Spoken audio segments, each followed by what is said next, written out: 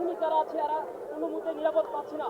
এই রাস্তা থেকে আমরা নিরাপত্তা চাচ্ছি, অতি বিলম্বে আমাদের এই রাস্তাটা নিরাপদ করা হোক।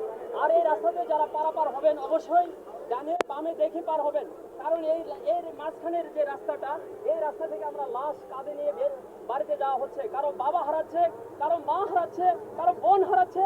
এই রাস্তা থেকে কবে আমরা এই রাস্তা থেকে নিরাপদ পাবো? আমরা নিরাপত্তা চাচ্ছি মাননীয় প্রধানমন্ত্রীর কাছে এবং প্রধান উপদেষ্টার কাছে আমরা সবই অনুরোধ করছি, আমাদের এই মাঝখানে রাস্তা বন্ধ করে দেওয়া হোক। আমাদের এই রাস্তার দরকার নাই, তবু আমরা নিরাপত্তা চাই, আমরা বাঁচতে চাই। আমরা এইভাবে আর কাঁধে কাঁধে লাশ নিয়ে ঘুরতে চাই না। আমাদের এই রাস্তার মধ্যে কারো মগজ বের হয়ে যাচ্ছে, কারো হাত হারাচ্ছে, কারো পা হারাচ্ছে। আর কতদিন আমরা এই কান্না সহ্য করব? আমাদের রাহাজারি একটা পরিবারের দিকে তাকিয়ে থাকে, একটা ছেলে গার্মেন্টস করে, আর এই গার্মেন্টস ছেলের দিকে তাকিয়ে থাকে একটা পরিবার, একটা গ্রাম।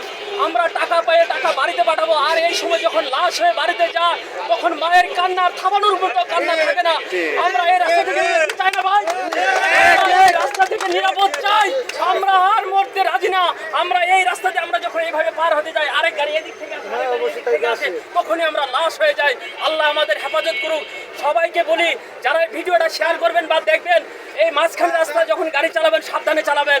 আমি বাইক আলাদের বলবো, আপনারা বিদ্যুৎ আকারে গাড়ি চালানোর চেষ্টা করবেন না। দেখেন যে বাইক আলাদা।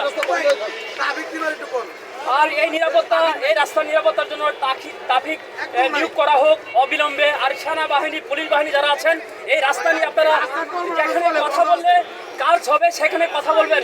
আল্লাহ হাফেজ।